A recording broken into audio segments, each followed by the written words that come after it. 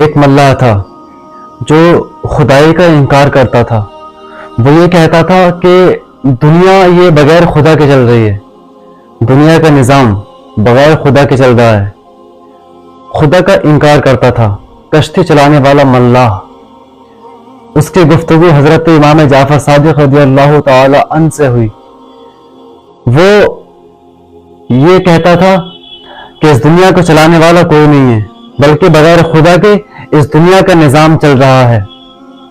حضرت امام صادق رضی اللہ تعالی عنہ نے اس سے کہا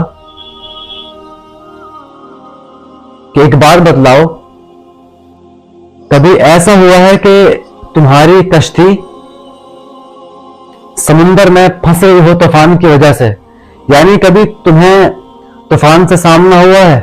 اس نے کہا ہاں، ایک مرتبہ مجھے خوب یاد ہے کہ میری کشتی سمندر میں پھنس گئی تھی طوفان کی وجہ سے، اور میرا جہاز غرق ہو گیا تھا، ڈوب گیا تھا، اور اس کے اندر جتنے یاتری تھے، جتنے سفر کرنے والے مسافر تھے، سب کا انتقال ہو گیا تھا۔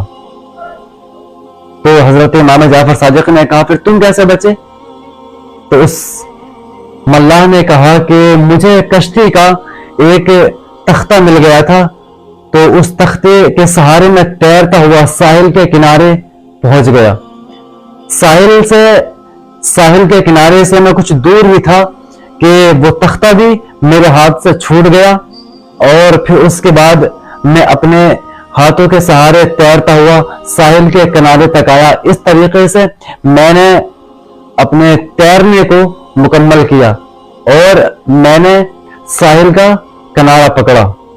تو حضرت امام جعفر صادق رضی اللہ تعالی عنہ نے ارشاد فرمایا کہ اب ذرا میری بات سنو، جب تم اپنے جہاز کو لے کے نکلے تھے یاترا کے لیے، سفر کرنے کے لیے اپنے جہاز کو لے کر سمندر میں نکلے تھے، تو اس وقت تمہارا اعتماد اپنے جہاز پر تھا کہ یہ میرا جہاز میرے سفر کو مکمل کر دے گا، ساحل کے کنارے کو پکڑ لے گا۔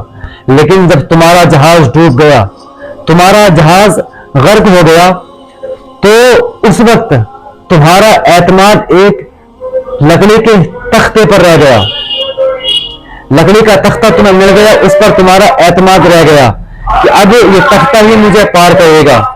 اس کے بعد جب تم تیرتے ہوئے سمندر سے باہر نکلنے کی کوشش کر رہے تھے، تو اس وقت وہ تختہ بھی تمہارے ہاتھ سے چھوٹ گیا، اور اس کے بعد تم اپنے دونوں ہاتھوں کے سہارے تیرتے ہوئے سمندر سے باہر نکلے۔ اب ذرا یہ بات بتلائیں کہ جب آپ کے ہاتھ سے وہ تختہ چھوٹ گیا تھا، تو کیا اس کے بعد بھی تمہارے پاس نکلنے کی کوئی امید تھی؟ تو ساحل نے کہا ہاں، میرے پاس امید تھی۔ تو حضرت امام جعفر صادق نے کہا ذرا یہ تو بتلاؤ کہ وہ امید تھی کیا؟ جب اتنا اس ملاح نے سنا تو بس اس بات کا اس سے جواب نہ بنا۔ تو حضرت امام جعفر صادق نے کہا کہ وہ امید جو اس وقت تمہیں تھی وہی تو خدا ہے۔ جب انسان کسی مشکل میں ہوتا ہے، کسی پریشانی میں ہوتا ہے نا، تو ایک امید آٹومیٹکلی اس کے دماغ میں پیدا ہوتی ہے، اس کے دل سے ایک آواز نکلتی ہے کہ اے خدا مجھے بچا لے۔ اس طریقے کی آواز اس کے دل سے نکلتی ہے، تو وہی خدا ہے۔ ایسے برے وقت میں انسان جس کو پکارتا ہے نا، وہی تو خدا ہے۔ یاد رکھنا، اس دنیا کا نظام چلانے والا کوئی نہ کوئی ضرور ہے، کوئی نہ کوئی ضرور ہے۔